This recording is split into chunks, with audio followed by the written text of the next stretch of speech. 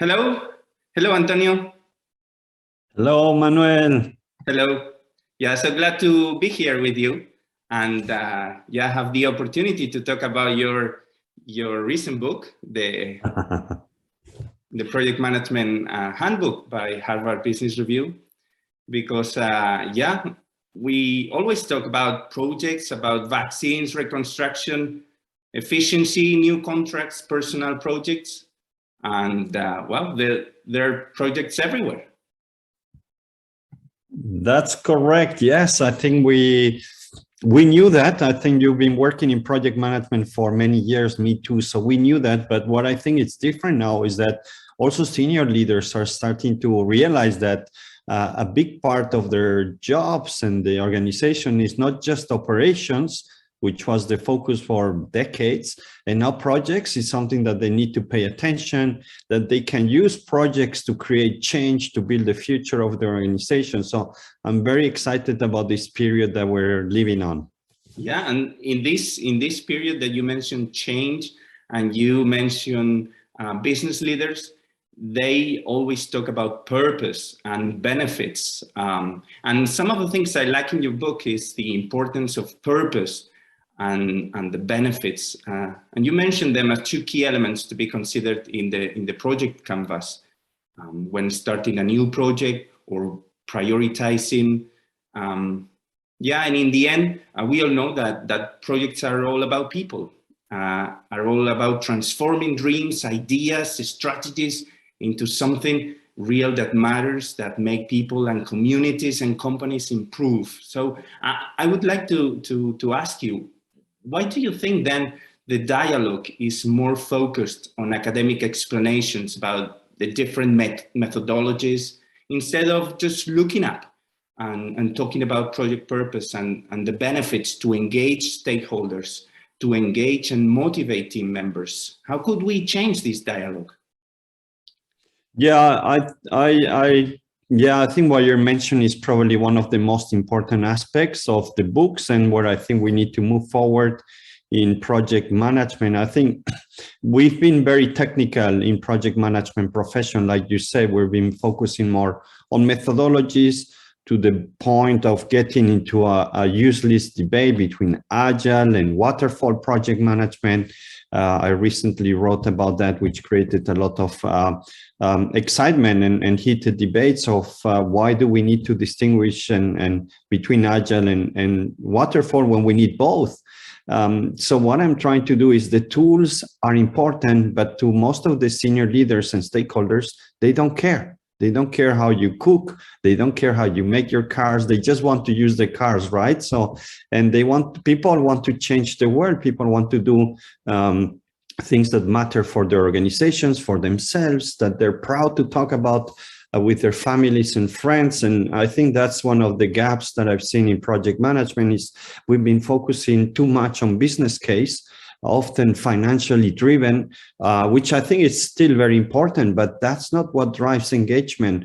Like I say often is that if you work for a project that brings 10% return on investment or 15%, who cares, right? I think what we care is about making a more sustainable planet, to having a more successful organization, that employees are happy. And that's where you see a big change when you look at your projects and you move up from just a system to a bigger purpose. You get much more engagement. People are more happy to work on that, and you drive projects to success more than before. So I think this is all very exciting. It's new, and I start to see already some benefits. So again, I believe is the way forward. Yeah, and in this engagement that you mentioned, it's true that there are different ways of reaching the same goal, the same purpose, the same strategy. And the key thing is, let's make it happen. And really some of the projects that really have this inspiring purpose and benefits that remain long after the project has been concluded are those related to sustainability, which in your book you highlight as the sustainability revolution. So how did you come with this idea of highlighting and including a specific section in your book about sustainability as a top trend? Well, I think we are all familiar now with the need. Well, I think COVID has been incredible to make us think more about the planet and the risks that we're going through. So that has accelerated. I know, Manuel, you've done a lot of work on sustainability, and I've learned from you as well on how you implement sustainable projects. There's a couple of things that doing research, I found out that some of the most amazing projects are carried by youngsters, like of course Greta Thunberg, and I like Boylan Slat, who's launched the project to clean the ocean, and I thought, wow, this is something that is not just us, but the new generations are looking forward. So I think we need to embrace sustainability in project management. We need to look at sustainability from the design. I'm lucky to be working on sustainability currently in a large transformation, and the goal is to build sustainability from the beginning. When you're designing, when you're thinking about your product, when you're thinking about your services, is how can we introduce sustainability there from the innovation part? And then I think a big important step is the business case. The business case, I think very few business cases that you see today include criteria on sustainability.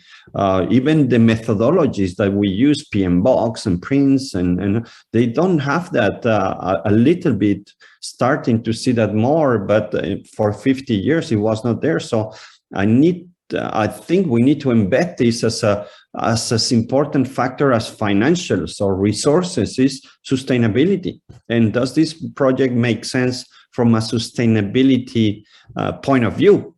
So there's a lot of change happening, and I think the good news is that we can make a difference. I think operations is hard to change, right?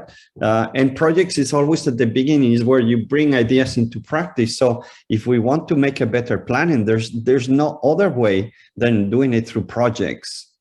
Yeah, and so important to incorporate this right from the beginning, where everything starts and you can design better the project. And actually, the challenges of these sustainable development goals by United Nations, like climate change or equality or education, are being faced and will be faced by a lot of different projects spread all over the world. And you usually say that if more people with project leadership mindset and skills were involved on this kind of global decision forums, the results could be much better. So in this context, is really project management solid enough? Is prepared to overcome these challenges of sustainability? Or how could Project Canvas framework, the project management itself, be of service to this goal, to this purpose? Yeah, well, this is something I'm starting to talk about, is that I think these big forums like COP26 just finished, or Davos or so, they make big promises, but you see very little progress, right? COP26 is the 26th time that the most important leaders in the world meet, and you see, I think that it was like 40 years ago, and we just got worse, not better. So I think I love ideas, and I think there's nothing wrong with brainstorming, but project managers have not been invited to these roundtables. They're not people, as you can see how much time it took me to get HBR to publish on project management. They didn't care about this topic. It was not strategic enough. So I think now it's time to say, well, COP26 or 27 now, I think it's in Egypt. You want things done, United Nations, you want your goals made, then put project managers, experts like you, like me, like there's so many on the table. So we make your plan, we make it happen. So that's going to be my focus for the next years, get project managers on the tables. And then what I propose with my book is simplification. I think what we need to do is simplify so that everybody can embrace project management. I propose the project canvas, but I think overall, when the most important methodologies or tools are always super simple, like 5 Forces from Michael Porter, so or the business model canvas from Alex Osterwald and Infignón. So I think project managers have been afraid of simplification because I think it's all about control, right? And if you simplify, you feel like, hey, where are my risks and where is my issue log? And I think that's important, but not what matters to the rest of the organization and stakeholders. So I think simplification will help to embrace some of the concepts of project management for people that are not familiar with them, but they're doing projects every day. So these are two big topics in my agenda, Manuel. Yeah, and so exciting, those topics. And really, the important thing is make that happen. So we come back to our definition of projects, make those ideas, those dreams, those strategies come true, because otherwise it will be just remain as paper. Exactly. And some of the things that sustainable projects, and actually all the projects have something in common, which is the fact that they are all about people, that people are at the center of the projects. And you bring in your book a story about Boeing CEO in the development of the Boeing 777, and he highlights the importance of people, of bringing all talented colleagues there on the table, and even stakeholders like customers from the very beginning during the development team. So what do you consider the key skills to create these diverse teams, and why do you consider they are so powerful? I think, I think we need to look at projects in a different way, especially for solving the bigger issues, which you can also apply to your own projects for sure. And Boeing, when I talked to Alan Mulani, which I had the pleasure to meet, and he's such an amazing person, and I have in my YouTube, there's an interview with him, and Alan really kind of broke things in my head differently. He proposed that, he said, listen, I brought suppliers and customers into my project team, and they were part of the team embedded. So it's not them and us, we work together as same team. The other thing that Alan did amazing, he had these Friday meetings where everybody is kind of a steering committee, but everybody in the team could join. They would have thousands of people listening in. There were a couple of sections a bit more confidential, but 90% was, so that sharing with everybody and seeing how the board or a steering works, I think this is fantastic. So Alan has been really influential on the way I think, the way things I publish there. But the other big thing is that the way of collaboration is so important. In the past, companies would buy other companies, right? If you had money, you buy them. But what happened with the COVID vaccine? There were small companies, startups like Moderna or BioNTech, small young companies, but they partnered. They created an ecosystem with Pfizer, with AstraZeneca, and it was not about M&A, because M&A has proven that this maybe not the best way to create value. So by partnering, creating a project, an ecosystem with all these big players, small players, regulators, and even competitors, they developed the COVID vaccine. So I think we need to look at projects in a way that is more like partnerships, building those partnerships to deliver big or small projects. So I think we've learned a lot. And my worry is that we forget about that. We go back to the old bad habits that we were. So again, it's great that we're talking about this, Manuel, so that people can understand that these are important learnings for being more successful with our projects. Yeah, creativity to move forward together, sharing, collaborating. That sounds really good in order to make those ideas come true. And another top trend that you mentioned is the use of technology and how it's going to impact the way that we design, lead, and monitor the projects. So I was wondering, and also related to people, what should we do not to be just displaced by technology? What value should we bring to the table so that we are there adding value, but at the same time, technology increases its role in the coming years? Oh, and I think project management has to embrace technology. We've been a bit adverse. If you think about, we still manage projects with a software which is 40 years old, and it's just like a spreadsheet with Gantt charts. So it's just amazing that we've not looked deeper or invested more in using artificial intelligence on helping us to do our projects better. There's still a lot of manual work, administrative work that we carry. Even as senior project leaders, you're chasing for getting information, for making reports, which are 2-3 months later old, or even 2 weeks old. So I think we need to embrace technology as an enabler, not something that will take your job. I think it's how can we get real data information, spend less time with data processing and data challenge, getting data to focus on the value creation, focus on the project. And I think that's, I've been doing some research. I'm building a small prototype around project selection and prioritization using artificial intelligence. So there are bits and bits, but I think we as project managers, we need to embrace technology. We should not be afraid of losing our jobs. On the contrary, it will create more jobs. So just be open-minded and see where we can automate part of our work so that we can dedicate it more into the stakeholder management and other aspects of that bring more value, right?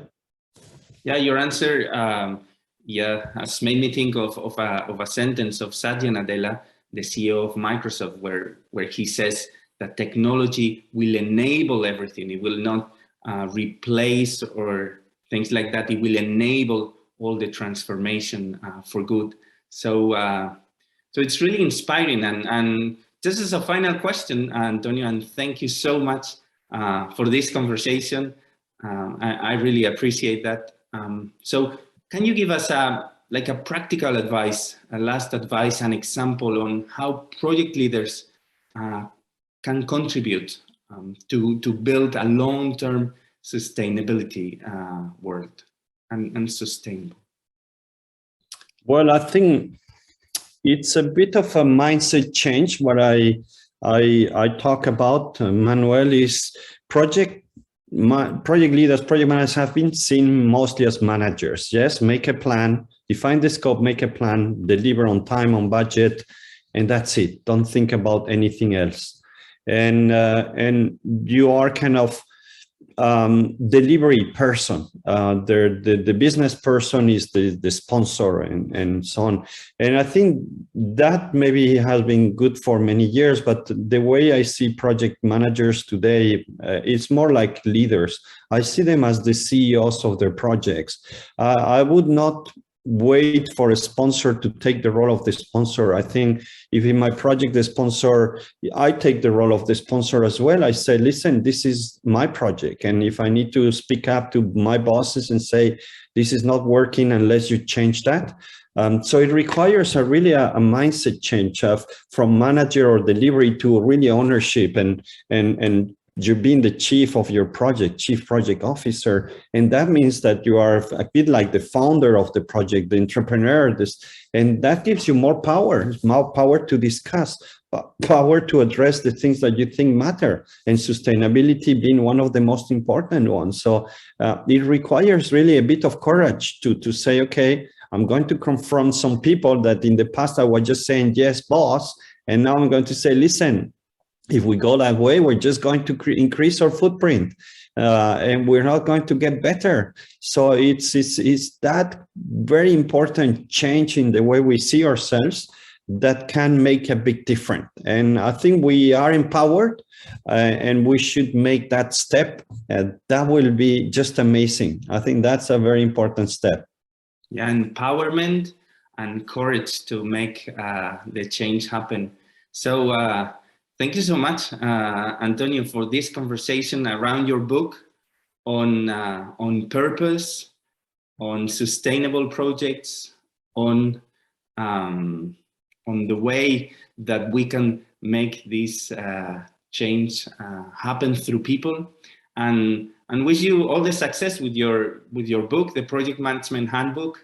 Hope that is going very well. And just as a last thing, where can we find you? Where can you follow you also in social media?